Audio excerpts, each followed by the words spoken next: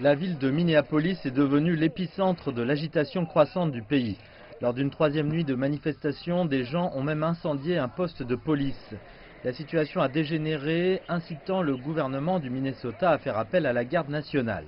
4 membres d'une équipe de la chaîne de télévision CNN figuraient parmi les personnes arrêtées quand les troupes sont arrivées pour dégager les rues et rétablir l'ordre. I'm sorry? You're under arrest. Okay. Do you mind telling me why I'm under arrest, sir? Why am I under arrest, sir? Officer's with CNN and he's on the air right now. You are arresting him live on CNN. We told you before that we are with CNN.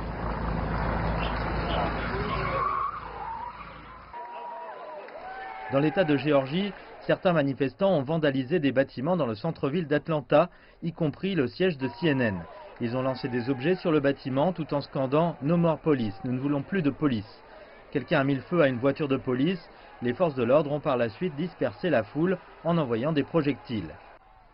À Louisville, dans le Kentucky, des coups de feu ont éclaté alors que des centaines de personnes descendaient dans les rues pour réclamer justice pour Breonna Taylor. L'Afro-américaine est morte dans une fusillade de la police en mars. Un certain nombre de policiers de Houston ont été hospitalisés après que des manifestations ont éclaté vendredi. Les manifestations se sont étendues à New York, en Californie et dans d'autres États américains. Partout, on enregistre des incendies criminels et des actes de vandalisme et de pillage. Le Pentagone a mis les unités de la police militaire en état d'alerte à Minneapolis à la demande du président Donald Trump. La Maison-Blanche a été temporairement mise en lockdown. Pendant ce temps, le policier impliqué dans la mort de Floyd a été accusé de meurtre au 3e degré et d'homicide involontaire au 2e degré.